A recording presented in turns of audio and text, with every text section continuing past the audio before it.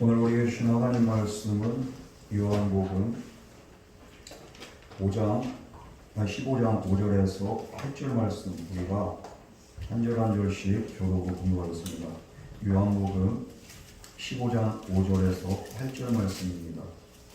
우리가 이 시간 교독으로 공부하겠습니다. 나는 포도나무요 너희는 가지라. 그가 내 안에 내가 그 안에 거하면 사람이 열매를 많이 맺나니 나를 떠나서는 너희가 아무것도 할 수 없음이라. 사람이 내 안에 거하지 아니하면 저처럼 벌어져 나가나니 사람이 그것을 구하다가 그의 은혜를 찾느니라. 너희가 내 안에 거하고 내 말이 너희 안에 거하면 무엇이든지 원한 대로 구하라. 그리하면 이루리라. 너희가 열매를 많이 맺으면 내 아버지께서 영광을 받으실 것이요 너희는 내 제자가 되리라. 아멘. 이 시간 같이 기도하겠습니다.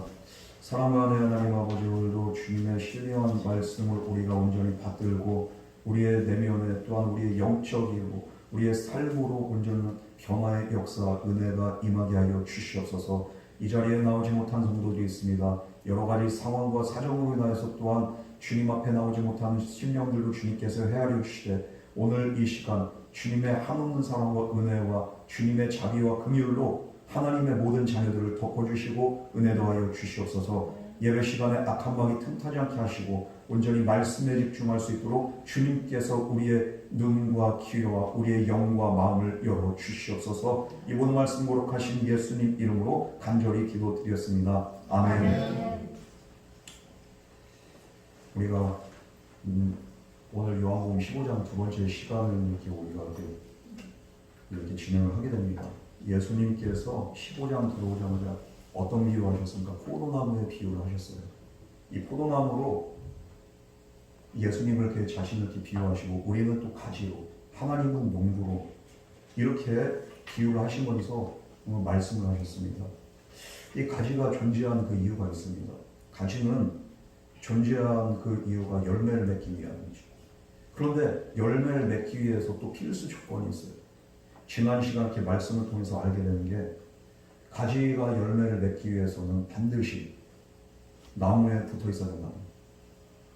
가지가 나무에서 떨어져 나간 나무는 이것은 가지로서의 그 역할을 못하고 쓸모가 없고 버려지고 불에 사라집니다. 땔감으로 쓸 수밖에 없습니다.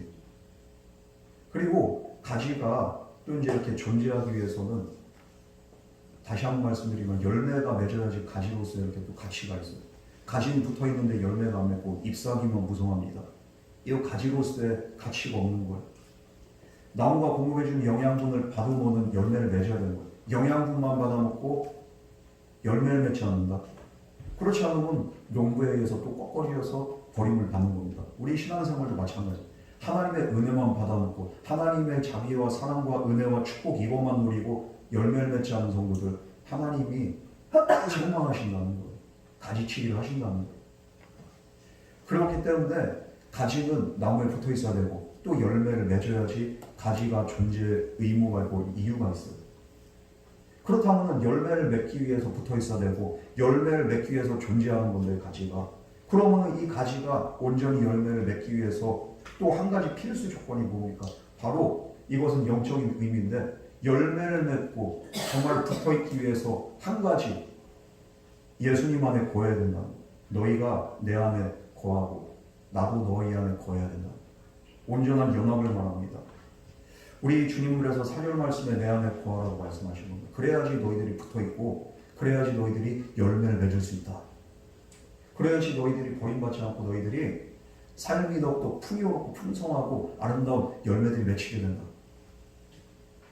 이렇게 많은 열매를 맺음으로써 너희들의 삶이 정말로 하나님의 은혜가 충만하고 너희의 인생에 의미가 있고 그리고 또 목적 있는 그런 삶을 살게 된다. 여기서 내 안에 거하라. 이 말씀 무슨 말씀이십니까? 바로 내 안에 머물러 있어라. 밖에 있지 말고 안으로 들어와서 머물러 있어라. 이 말씀을 하고 있는 거예요. 그럴 때 많은 열매를 맺는다. 주님 안에 머물러 있어야 돼요. 교회 밖에서 서성이지 말고 내 안에 머물러 있어라. 안 믿는 사람들한테도 이렇게 해당되는 말씀이지만 더 주요한 이 말씀의 대상은 누굽니까? 교회를 다니는 성도들을 향해서 너희들이 교회만 다니지 말고 종교 생활하지 말고 내 안에 머물러 있어라. 예수님이 그 말씀하세요. 교회에 그렇게 많은 성도들이 있습니다. 그런데 주님 안에 머무는 성도들은 그렇게 많지가 않아요. 믿는 것도 아니고 안 믿는 것도 아니고 서성거리기도 합니다. 이런 분들은 열매를 맺을 수가 없어요. 그런데 열매 안 맺는 성도들을 보면 이렇게 대다수의 성도님들이 신앙생활 하긴 하는데 방관자처럼 생활합니다. 그냥 이렇게 멀찍이 떨어져 그냥 관망만 하고 예배만 드립니다. 이런 사람은 이방인의 삶을 고수하며 사는 사람들이에요. 그런 자들에게 주님 말씀, 내 안에 머물러라. 내 안으로 들어와라. 나와 관계를 맺어라. 여러분, 이방인의 특징이 뭡니까? 외롭습니다. 신앙생활하면서 외로워. 왜냐하면 주님 안에 머물지 않기 때문에 주님의 은혜, 주님의 사랑이 느껴지지가 않고 그냥 보기만 하는 거예요. 남들이 은혜 받는 모습 보기만 하고 남들이 헌신하고 봉사하는 모습 보기만 하는데 이건 내 일이 아니에요. 나는 방관자 그리고 방랑할 뿐입니다. 밖에서 그냥 떨어져서 한 걸음 뒤에서 관찰만 하지 안으로 들어가지 않습니다. 자기가 출석하는 교회 그 일에 관심이 없습니다. 그리고 교회에 대해서 말할 때 내 교회인데 내 성도들인데 남의 교회처럼 이렇게 바라보고 남의 교회 얘기하듯이 교회의 실수는 나의 실수고 교회의 연약함 나의 연약함. 이거는 교회 안에 들어가 있고 정말로 유대감이 있고 정말 관계 맺는 성도들은 교회의 문제, 교회의 어려움들, 내 어려움이 내 문제. 그래서 눈물을 흘리고 기도가 나. 교회가 어려울 때마다 정말 하나님 앞에 무릎 꿇습니다. 그런데 밖에 있는 사람들은 그러지 않아요. 교회가 어렵든지 말든지 교회가 부흥되든지 말든지 교인이 줄어든지 말든지 내 일 아니에요. 나는 그냥 이렇게 교회만 나가면 돼요. 이렇게 방관자의 삶을 사는 사람들이 어떤 열매가 맺어질까? 안 생기는 거예요. 그렇다가 이 방관자의 그 방랑병이 깊어지면은 내 문제에 대해서도 무감각해지게 되고요. 내 주변 사람들, 믿지 않는 사람들에 대해서도 무감각해집니다. 방관하는 거예요, 그냥. 신앙생활 하는데 내가 잘하는지, 내가 어디까지 왔는지 이것도 관심 없어. 그냥 나는 그냥 종교생활 잘하는 거예요. 그러므로 내 안에 구하라는 말씀 뭡니까? 밖에서 서성이지 말고 안으로 들어와서 적극적으로 신앙생활 하라는 거예요. 비판만 하지 말고 관찰만 하지 말고 남의 일이냐 그냥 방관하지 말고 안으로 들어와서 너 제대로 신앙생활하고 나하고 정말 관계 있는 자가 되라. 주님의 은혜에 적극적으로 참여하는 성도가 돼서 주인의식 가지고 주체적인 삶을 살아가는. 그럴 때 주님과의 관계가 깊어집니다. 관계가 생기는 거예요. 하나님과 멀어지지 않고 가까워집니다. 우리의 삶에 그리고 좋고 복된 일들이 이렇게 안으로 들어오게 될 때 많은 열매들이 맺히고 좋은 일들이 많이 생기고 행복한 일들이 신앙생활을 이렇게 하는 맛이 우리가 깊어지게 됩니다. 하나님의 영광이 그런 자를 통해서 드러나고 이런 자의 삶을 통해서 하나님의 정말로 은혜가 주변 사람들로 향해서 흘러나가게 됩니다.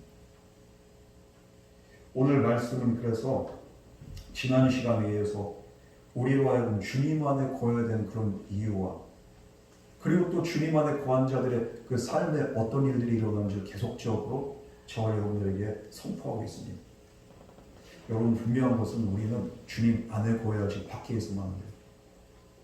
방관자의 삶이 아니라 정말로 주체적으로 우리가 적극적으로 신앙생활하면서 교회 일이 내 일이 되고 주의 일이 내 일이 되고 그리고 또 믿음 생활, 기도 생활, 헌신의 생활 우리가 방관하지 말고 정말 주님 안에서 모든 것들을 감사함으로 감당할 수 있는 저와 여러분 되기를 주님으로 축원합니다.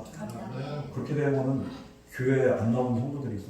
이 사람들이 왜 안 나와서 관심이 되고 그리고 이렇게 기도가 나오고 그래 안타깝고 교회가 정말 이렇게 어려운 문제가 있으면은 이거 진짜 우리 교회 어떻게 해야 될까? 하나님 앞에 기도가 절로 나올 수밖에 없어. 그런 자들을 통해서 하나님은 또 그들의 기도를 통해서 하나님 일하시는 거예요. 그럴 때 우리 옥돌교회도 아름다운 열매들이 맺혀지게 되고 전도의 열매들이 맺혀지게 되고 우리 성도들의 가정 가운데서도 모든 복된 일들, 좋은 일들이 많이 가득하게 될 줄 믿습니다. 우리 5절 말씀 우리 다 같이 공부하겠습니다. 시작.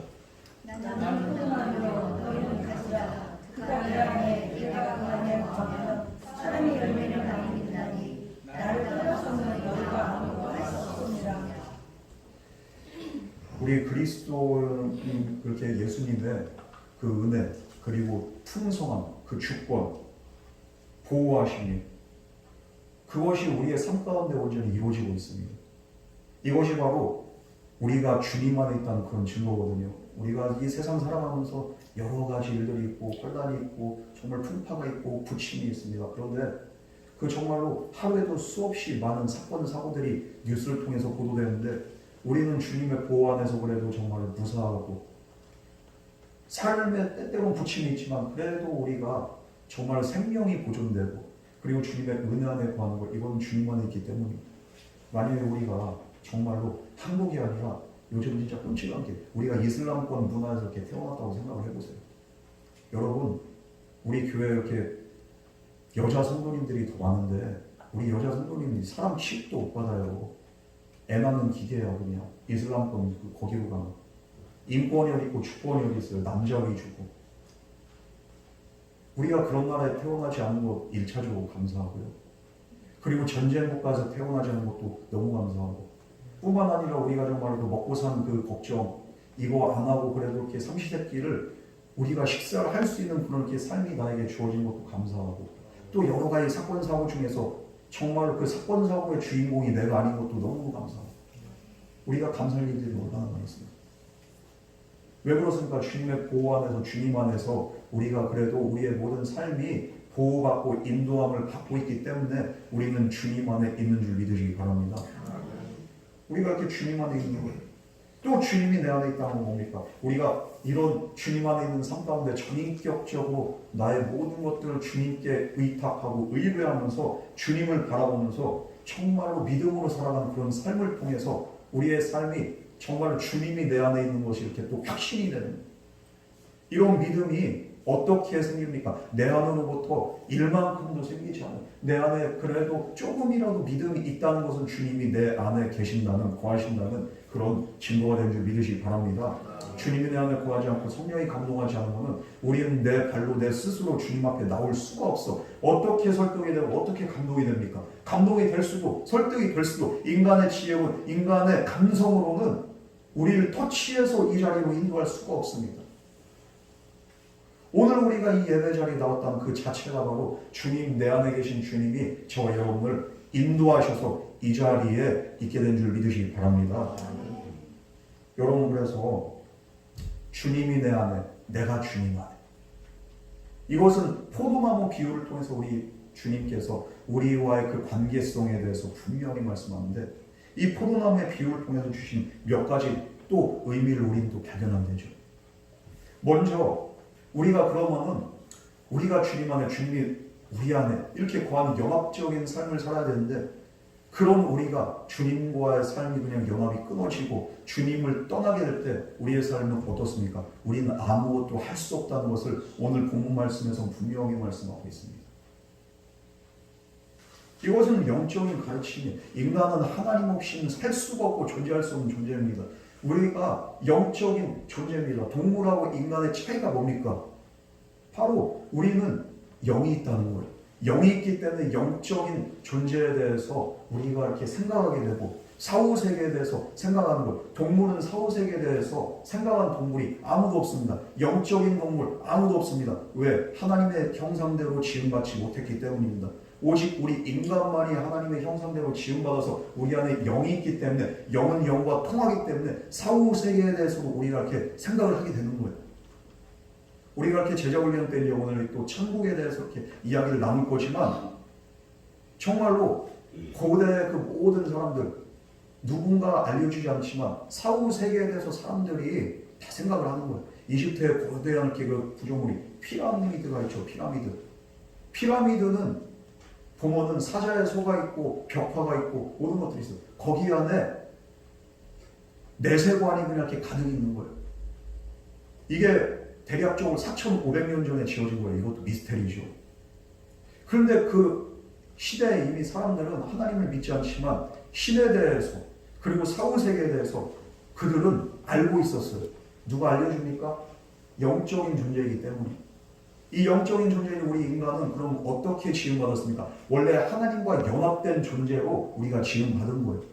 그런데 하나님과 연합될 때 우리가 행복한데 하나님과 떨어져서는 우리는 완전하지 못하고 행복할 수 없고 우리 인생은 계속적으로 고갈되고 말라 비틀어지게 되는 거예요. 여러분, 그래서 인간은 하나님 없이 스스로 존재할 수 없는 존재입니다. 남자와 여자가 결혼하지 않고서는 가정을 이룰 수 없어요. 그런데 오늘날 그냥 이렇게 결혼들도 늦게 합니다. 먹고 살기 힘들어서 그렇고, 또 동성연애자들도 이렇게 요즘에 점점 더 많아지고,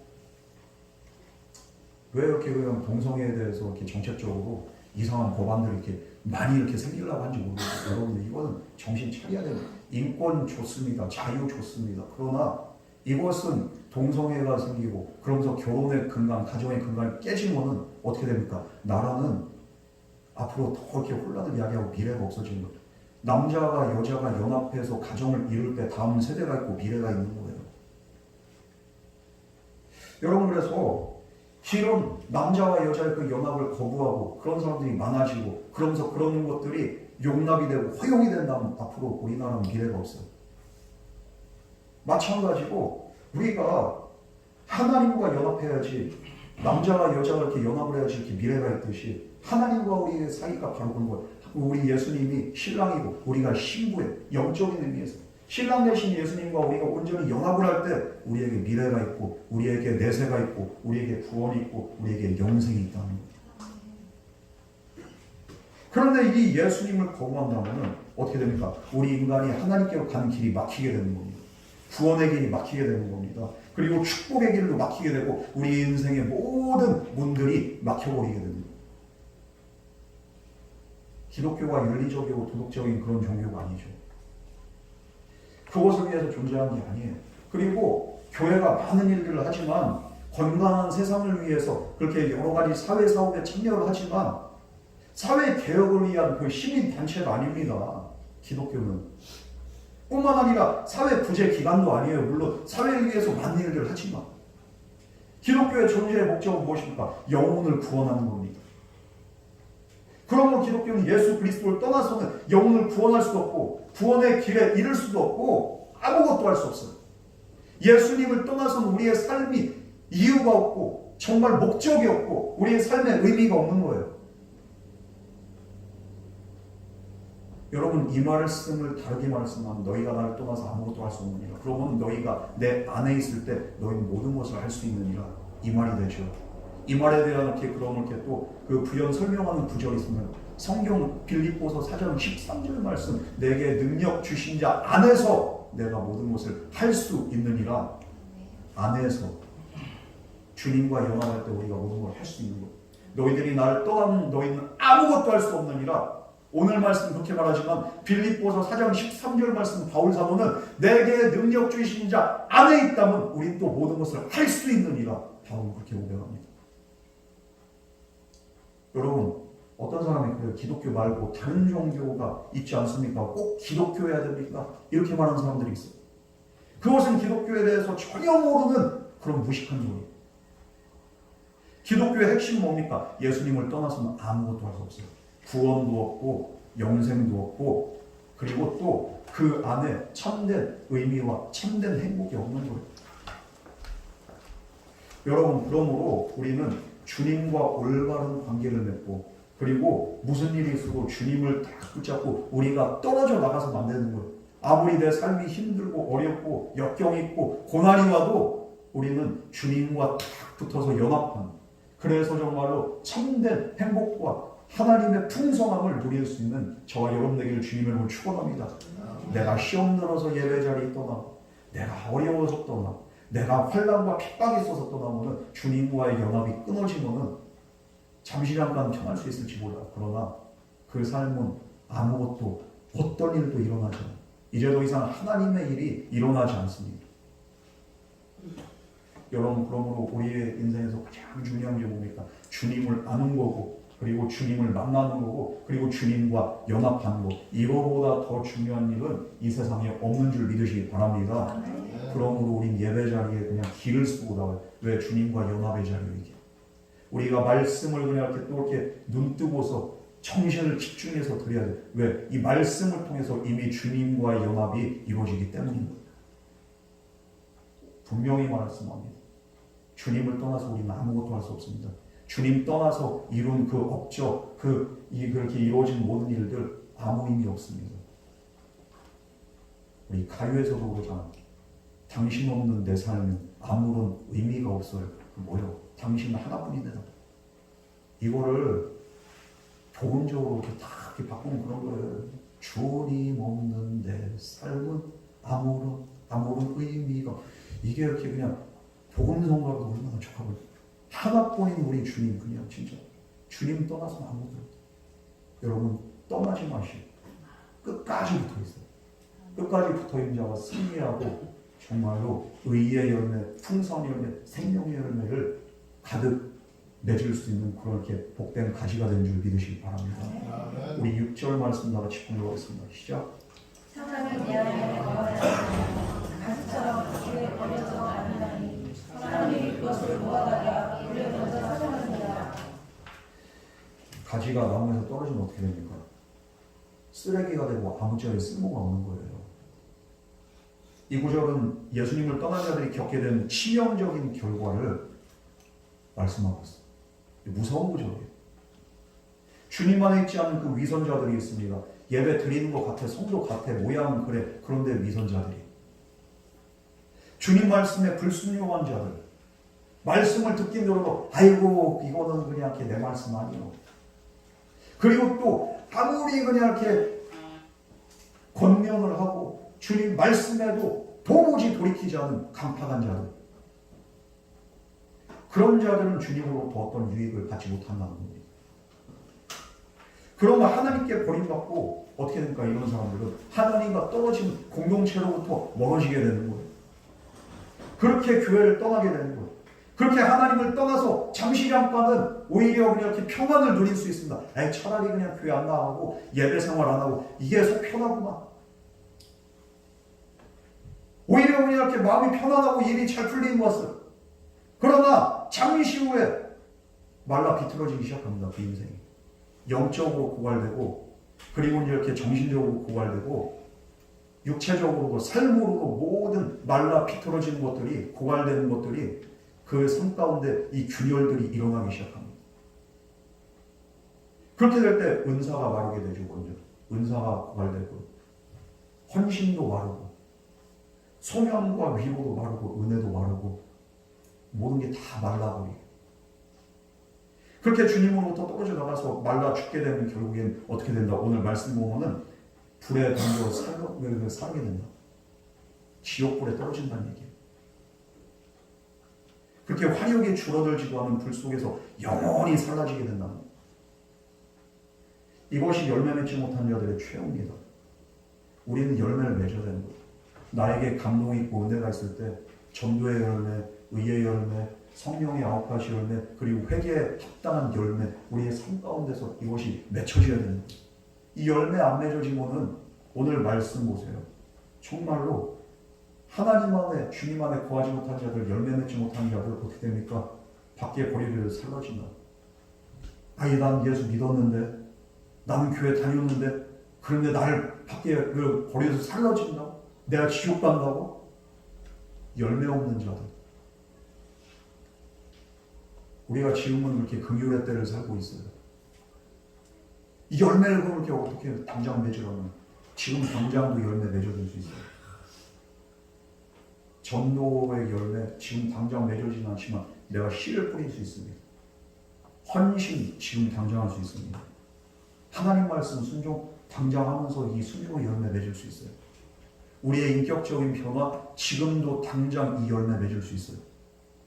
내가 하지 않는 겁니다. 이 열매는 지금도 당장 맺혀질 수 있어요. 여러분, 그렇기 때문에 하나님 앞에 우리는 핑계댈 수가 없어요. 만약에 오늘 주님이 다시 오신다면은 우리는 주님께 드릴 열매가 얼마나 있을까요? 너 어떤 열매 맺었니? 열매 없는 자들은 외면당하고 버림당하게 됩니다. 이게 정말로 슬픈 일이에요. 교회 다닌다고 다녔는데, 예수 믿는다고 믿었는데 열매 없어서 버림받는 경우도 얼마나 그렇습니까? 여러분, 그러므로 이 지옥불의 심판을 면하기 위해서 우리는 어떻게 살아야 될까요?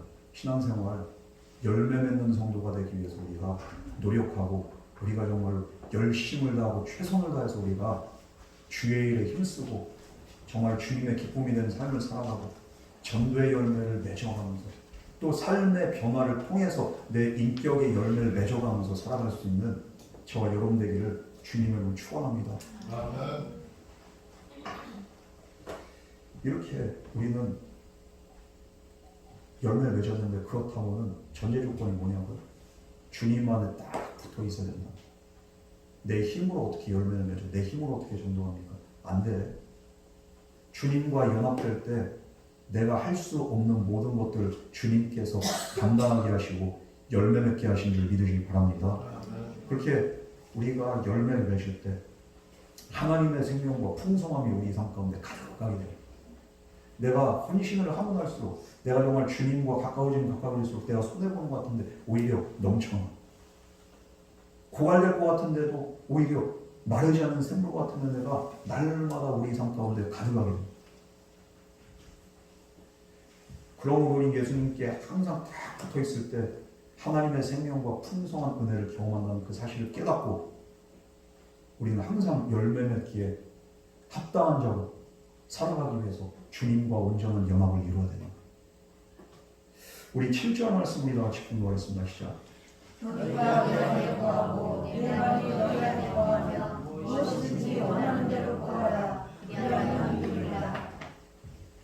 예수님이 이 포도나무의 비유를 통해서 주신 두 번째 의미는 뭡니까?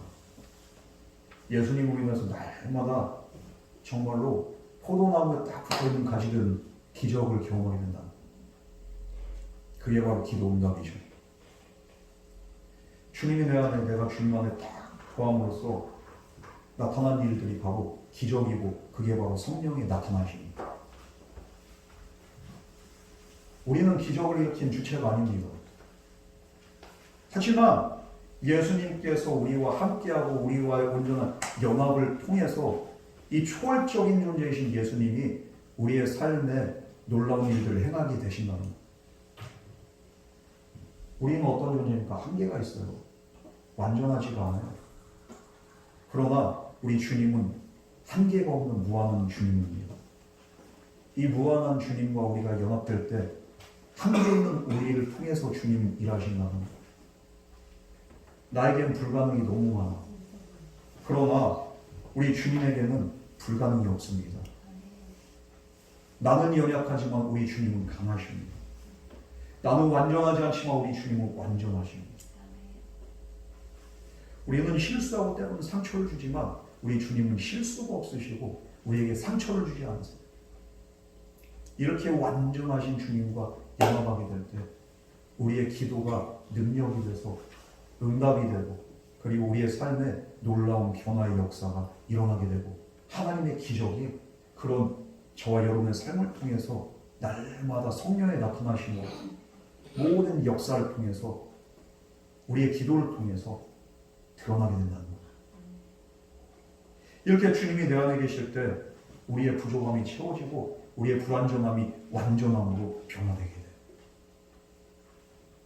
여러분, 나의 약함이 강함이 되고, 그리고 또 나의 미련함이 지혜로 채워집니다.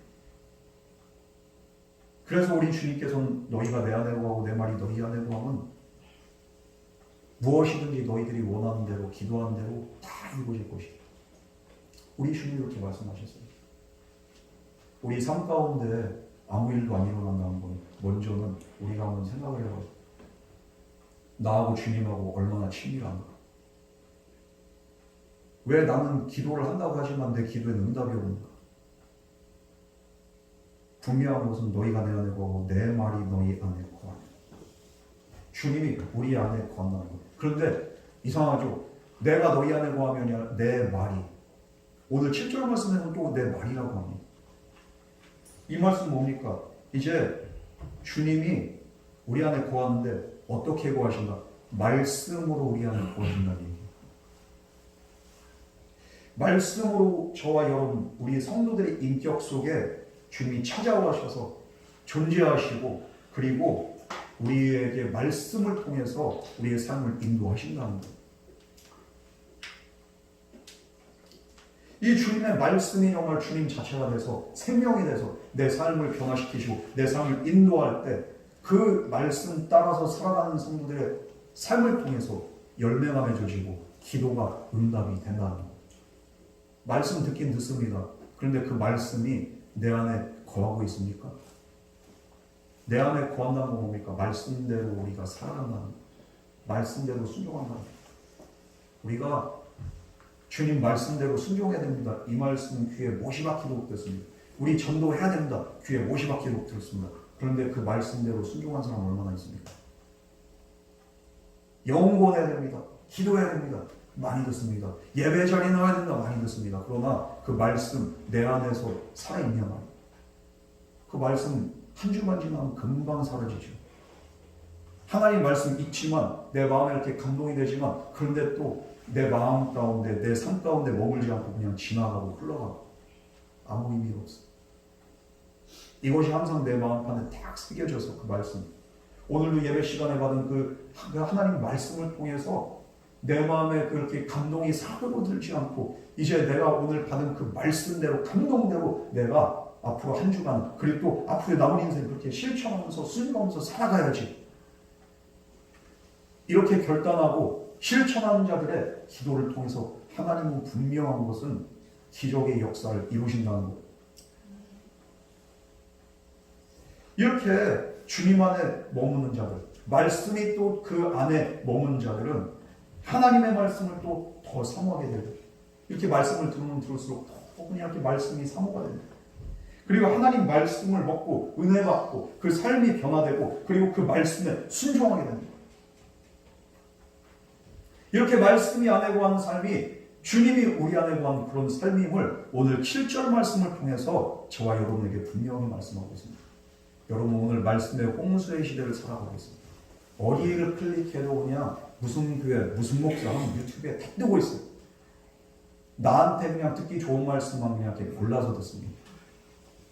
그러나 하나님의 말씀, 정말로 생명의 말씀, 복음의 말씀, 내가 그 말씀을 그냥 겸허하게 받아들이면서 받들으면서 내가 정말 주님을 따라갈 때 분명한 것은 우리의 삶의 변화가 우리의 삶의 기적이 반드시 일어나게 된다는 그 사실을 믿으시기 바랍니다. 제가 이렇게 한국 와가지고 이렇게 사역하기 전에 잠깐 이렇게 제주도에서 사역을 했어요. 대만에서 제주도 왔다 갔다 하면서 제주도에 이렇게 지금은 모르겠어요. 코로나 그렇게 전이기도 하지만 중국에서 이제 이렇게 팀들이 와요. 중국 안에서 제자훈련이나 이런 것들이 안 되고 선교사들 다 쫓겨나고 시진핑을 이렇게 집권하면서 지금 중국에 남아있는 선교사들 아마 거의 제로에 가까울 겁니다. 거의 다 쫓겨났어요. 저도 제일 먼저 쫓겨났지만 그렇게 하면서 중국 교회 핍박이 되고 계시는 게 이거 너희들 교회 다 등록해. 등록 안 하면 너희들 교회 다 부셔버리고 삼작교회도 허물어버리고 이건 정부기관에서 이렇게 한 건데 그 삼작교회도 말 안 듣고 복음적으로 조금 변화를 조짐 보니까 헐어버리는. 그러니 일반 가정교회들은 우리가 소위 말하는 지하교회들은 어떻게 했습니까? 핍박이 정말 가면 갈수록 강도를 더해갑니다. 그러니까 거기서 제자훈련을 또 이렇게 그 사역자들 훈련할 수가 없으니까 제주도로 초청을 해서 그 사람들하고 이제 이렇게 또 성경 공부도 하고 제자훈련도 하고 그리고 이렇게 TV도 하고 각종 프로그램을 다 하는 거예요. 제주도에서. 거기가 그냥 이렇게 무슨 진짜 중국 성교회 허브처럼 한동안 그렇게 쓰임을 받아요. 지금도 제주도 가면 어떻습니까? 중국인들 천지예요. 그렇게 관광객으로 위장해서 그 사람들이 제주도로 들어와서 일정 기간 그렇게 훈련을 받는데 제가 거기서 이제 이렇게 통역을 잠깐 했습니다. 통역을 하는데 진짜 이렇게 힘들더라고요. 동시 통역이라는 게 너무 힘들어요. 내가 하고 싶은 말 내가 하면 이렇게 괜찮아. 나는 이렇게 이런 것들이 따닥 정리가 되니까. 그런데 통역하는 입장에서 뭡니까? 이 사람이 말하는 것을 그래도 거의 이 사람의 이렇게 그 뜻에 맞게 이걸 전달해야 되는데 여기 중국어 이렇게 없는 표현을 이 사람이 이렇게 한국 사람이 이렇게 또 할 때가 있어. 이때가 진짜 이렇게 골 때리는 거예요. 그래도 그냥 이렇게 어떻게 해서든 의미 전달하려고 하니까 머리에 쥐가 나고 그래서 이렇게 힘들어. 근데 지금 생각해보면 그때가 이렇게 있는데 진짜 제가 중국어나 이런 거 이렇게 언어에 대해서 절정기였던 거예요. 그렇게 머리가 쥐 나오면서 하면서 이렇게 동시통역하면서 진짜 그때가 이렇게 그냥 이렇게 거의 정점을 찍은 거죠. 외국어에 대해서. 근데 어느 날 열방대학교로 갔는데 제주도에 열방대학교 있잖아요. 열방대학교 DTS도 하고 하는데 이렇게 열방대학교 그 건물에 그 교회 그렇게 건물이면 중국 사람들이 우리보다 더 잘하는 열방대학교 목교모임 이렇게 거기 그 집회랑 참석을 하고 싶다고 해서 그래서 그냥 거기 교회 지도자를 데리고서 갔어요. 그때는 근데 이렇게 또 중국인이 이렇게 한국말 알아들어서 이 사람이 통역을 하니까 편안한 마음으로 갔는데 갑자기 그러는 거예요.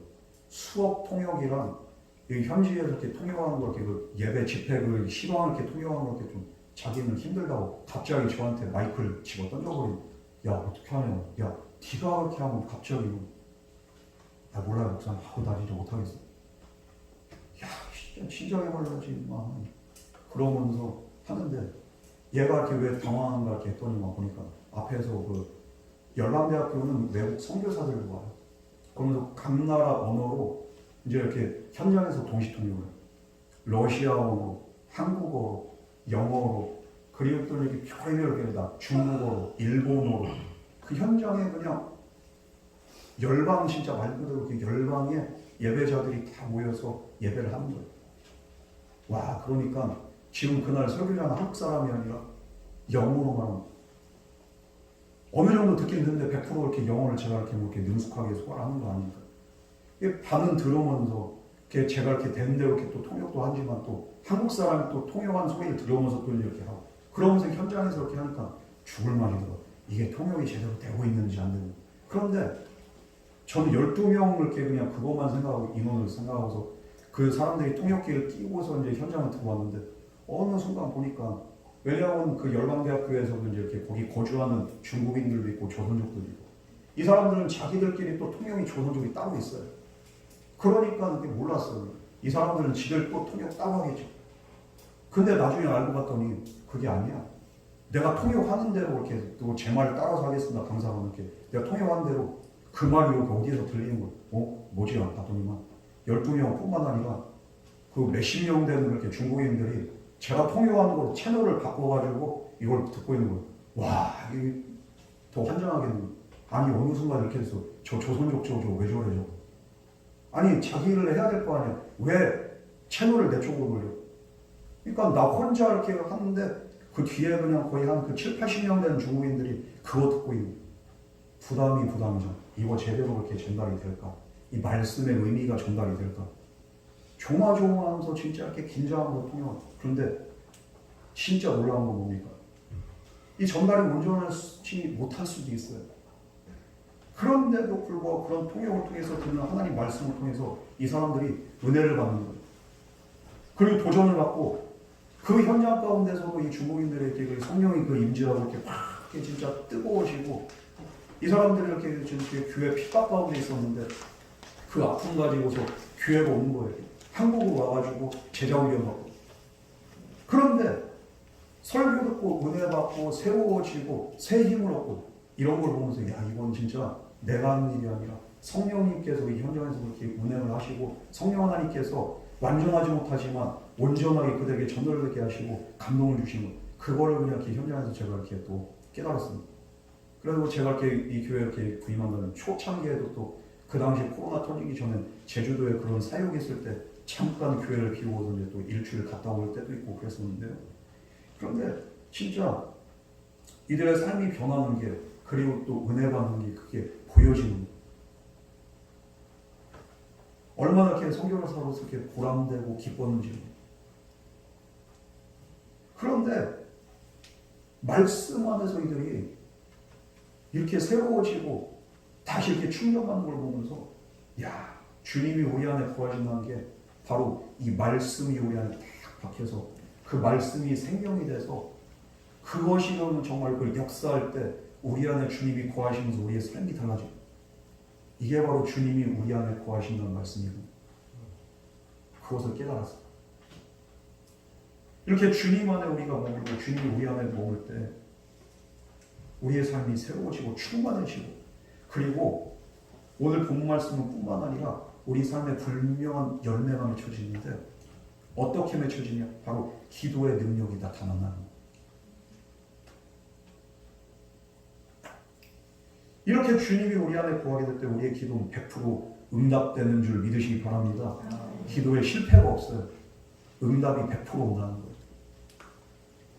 이것은 우리의 사사로운 욕심으로 구하는 기도로 말하는 게 아니겠죠. 물론 응답이 100% 오긴 오는데, 어떤 기도를 통해서 주님의 말씀이 내 안에 이렇게 온전히 임해서 내 삶이 변화되고 내 마음이 변화되고 내 가치관이 변화되는데 여전히 우리가 땅의 것들을 구하겠습니까? 주님, 우리 자녀들 잘 되게 해주시고, 물론 잘 되는 거 좋지. 근데 그게 먼저가 아니잖아요. 여전히 우리가 땅의 것들을 우선순위로 해가지고 기도하겠냐 말이죠. 이거는 이제 우선이 아니에요. 두 번째, 세 번째가 되고 1순위가 뭡니까? 하나님이 원하는 기도를 우리가 드리게 됩니다. 말씀이 내 안에 거해서 내 삶이 변화됐으면 우리가 여전히 주여 로또 당첨되게 해주셔서 이게 1순위가 되겠습니까? 아니에요. 만약 그런 기도를 여전히 드리고 있다면 어떻습니까? 그 사람 안에는 주님의 말씀이 거하지 않는 겁니다. 또한 정말 그 안에 예수님의 말씀이 있다면 이 사람은 분명히 하나님의 마음과 일치하는 기도 제목으로 그의 기도가 바뀌게 됩니다. 그렇게 될 때 너희의 기도는 100% 응답될 것이다. 우리 주님이 오늘 이것을 말씀하고 있습니다. 하나님께서 그 구한 모든 것을 주시겠다는, 모세가 있고 엘리야가 있고 사도 바울이 있고 이런 사람들을 보면은 그들의 기도와 우리의 기도의 차이가 어디 있을까요? 그들의 기도는 분명히 달랐어요. 모세가 기도하면 홍해가 강으로 갈라집니다. 모세가 기도하면서 이렇게 하나님께 간구할 때 반석에서 물이 나옵니다. 엘리야가 기도하니까 하늘에서 비가 이렇게 그치게 됩니다. 하늘에서 또 불이 떨어집니다. 바울이 기도할 때 병변자가 났고 또 기도하면 또 귀신이 쫓아 이렇게 나가게 됩니다. 우리와 같은 사람임에도 불구하고 이들이 기도가 다른 걸 왜 기도가 다를 수 있을까요? 이들의 마음에는 하나님의 말씀이 우선돼서 그 말씀에 이끌려서 살아가고 순종했기 때문에 그들의 기도가 달랐고 그들의 기도는 능력이 있는 줄 믿으시기 바랍니다.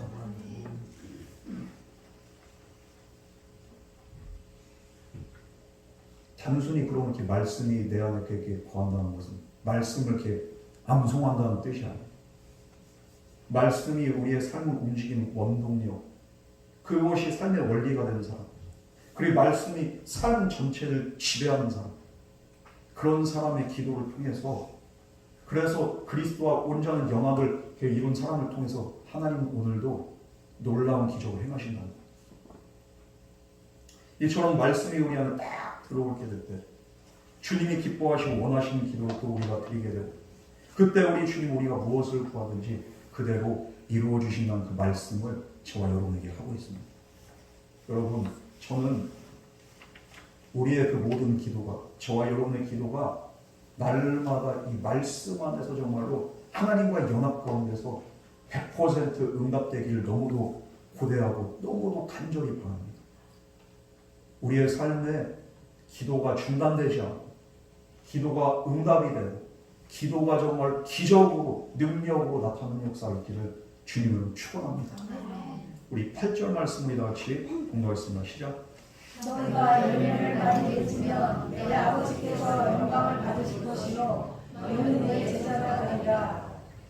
오늘 말씀은 그래서 너희가 열매를 많이 맺으면 아버지께서 영광을 받는, 가지가 열매를 맺어야 되는 이유 두 가지가 나와요. 먼저는 하나님이 영광 받는다. 그러니까 가지가 열매 맺어야 되는 그 이유는 하나님께 영광 돌리기 위해서죠. 두 번째로 정말로 또 이 열매를 맺음으로써 이 가진 우리가 예수님의 제자임이 이 세상에 정말로 드러나게 됩니다. 아, 저 사람이 예수쟁이구나. 저 사람이 예수 믿는 사람이구나. 우리가 기독교 초창기에 정말로 예수 믿고 변화되고 열매 맺는 사람들 통해서 사람들이 뭐라고 합니까? 아, 저 예수쟁이. 물론 예수를 믿는 거에 대해서 사람들이 인식이 안 좋았습니다. 그럼에도 불구하고 에이, 저 예수쟁이들. 안 좋은 의미로 말하면서도 이 사람들의 마음속에, 생각 속에는 예수쟁이에 대한 그런 딱 이미지가 각인이 되는 거예요. 교회 다니는 사람 술, 담배 안 하고, 예수쟁이들은 도박 안 하고, 예수쟁이들은 바람 안 피고, 예수쟁이들은 삶이면 딱 정확하고, 이 사람들의 삶에는 정말 뭔가 다른 게 있다는 거예요. 이게 바로 예수님의 제자인 삶이 그들의 삶을 통해서 사람들에게 나타나고 드러나는 그런 삶이 되는 거예요. 예수님의 제자된 삶입니다. 오늘날 왜 기독교와 개독교라는 소리를 듣습니까? 예수님의 제자된 자들이 안 나타나고 세상 사람들과 똑같기 때문에. 예전엔 그래도 세상 사람들이 교회는 안 다니지만 교회 다니는 사람에 대한 그런 기대치가 있었어요. 그리고 교회 다니는 사람이 좀 뭔가 이상해지고 뭔가가 이렇게 문제가 있고 뭔가가 이렇게 자기들하고 이렇게 똑같이 이렇게 행동을 하면 아니 교회 다니는 사람이 어떻게 그렇게 할 수가 있어? 아니 지금 예수 안 믿으면서 아니 그래도 교회 다니는 사람이 그래도 사랑하고 용서하고 그래야 될 거 아니야? 지대로만 그러면서 왜 그렇습니까? 그런 걸 봤기 때문이죠. 진짜 예수 믿는 사람들의 삶이 어떤지를 그 사람들이 봤기 때문에 그래도 예수 믿는 사람이 적어도 이래야 되는 거 아니야? 사람들이 이런 것들 요구하는. 그런데 오늘날 그런 모습을 보는 사람들이 점점 사라집니다. 예수 믿는 사람들, 예수쟁이들, 진짜 예수쟁이들 없는 거예요. 이게 정말로 슬픈 현실입니다. 여러분, 우리가 열매 맺음으로써 우리가 예수 그리스도의 제자임을 나타낼 수 있다. 이거에 대해서 예수님이 요한복음 8장 31절 32절 말씀 이렇게 말씀합니다. 예수께서 자기를 믿은 유대인들에게 이르시되 너희가 내 말에 구하면 참으로 내 제자가 되고 진리를 알지니 진리가 너희를 자유롭게 하리라. 하나님 말씀이 자기 안에 있는 사람, 그래서 그 말씀대로 실천하는 사람, 바로 예수님의 제자가 된다는 거예요. 예수님은 자신을 참 포도나무라고 이렇게 말씀하시고 포도나무이신 예수님께 딱 붙어있을 때 우린 열매를 맺는데 붙어있지 않으면 아무런 열매를 맺지 못하는 거예요. 그럼 오늘날 진정한 예수쟁이들이 없다. 이 말은 무슨 말입니까? 예수님께 붙어있는 자들이 없고 그 말씀 안에 거한 자들이 없다는 얘기예요. 그렇기 때문에 아무런 일이 일어나지 않습니다. 가지는 나무에서 끊어지는 순간에 어떠한 재앙도 공급받지 못하고 은혜가 떨어지고 성령도 고갈되고 아무 일이 안 일어나는 거예요. 예전에 옥한 목사님이 사역을 하는데 제자 훈련을 하시는데 너무 힘든 거예요. 이게 교인들이 많아지면 많아질수록 그 이제 제자 훈련하고 세례하고 세례주고 막 이러면서 하는 몸이 그냥 이렇게 남아나지가 않아요. 그런데 조용기 목사님은 자기는 몇천 명 교회 그냥 이렇게 성도를 목회하는데도 이렇게 힘든데 조용기 목사님 몇십만 명 목회를 하는 거잖아요. 그래서 조용기 목사님 보고서 옥한 목사님이 그런 거예요. 목사님 정말로 대단하십니다. 나는 이 몇천 명을 힘들어서 이렇게 견뎌내는데 목사님 어떻게 이 일을 감당하십니까? 조용기 목사님이 웃으면서 아이고 제가 하나요? 내 안에 계신 주님이 하시는 거죠. 성령님이 하시는 거죠. 내가 하는 거 아닙니다. 내가 하면은 아무것도 못해요. 그 말을 듣고서 옥한 목사님이 충격을 받은 거예요. 그렇지. 내 안에 계신 주님께서 하시는 건데 내가 하려고 하니까 너무 힘들고 성령도 말씀도 은혜도 기쁨도 고갈되고 점점 피폐해진다. 그 조용기 목사님 그 말씀 한 마리가 그냥 그 목사님 말씀에 탁 박혀서 옥한 목사님이 그 즉시 무릎을 딱 꿇습니다.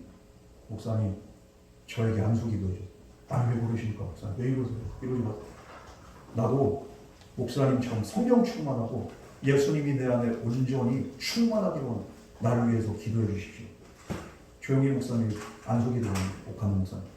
그렇게 하고 난 다음에 옥한 목사님이 예수가 내 안에 거하고 말씀이 내 안에 거하고 성령이 내 안에 거하는 그 원리 안에서 이제 사역을 하면서 이제는 말씀으로 예수 그리스도 성령으로 사역하면서 이 제자훈련이 더 이렇게 활기를 띠고 더 능력의 이렇게 사역으로 변화됐다는 그런 이야기가 있어요.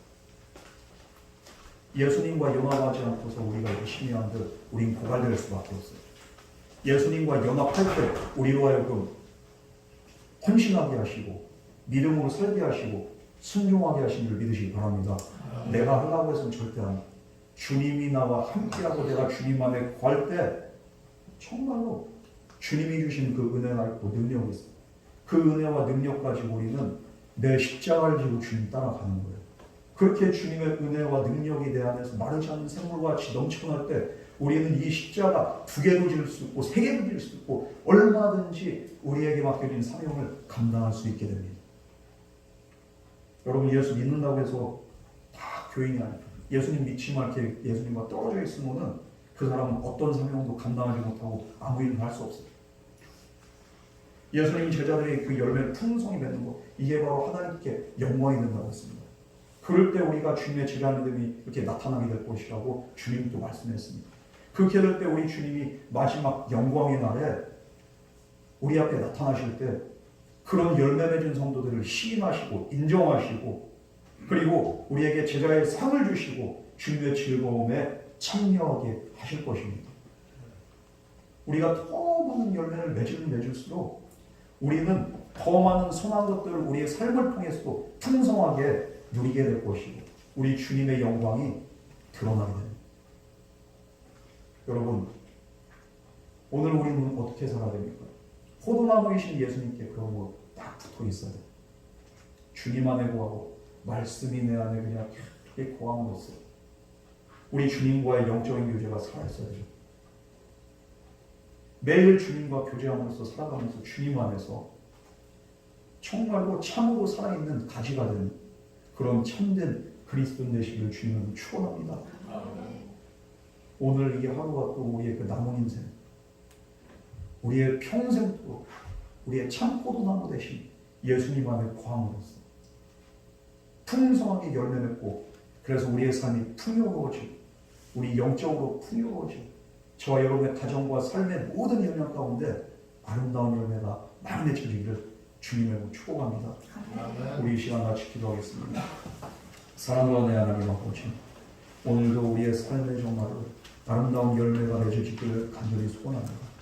이를 위해서 우리가 해야 될 것들은 오직 주님과의 온전한 영합이고 말씀이 정말로 우리의 삶에 온전히 정말로 우리 안에 거함으로써 그 말씀의 순종한 삶을 통해서 주님과의 관계가 높고 깊어지는 것입니다.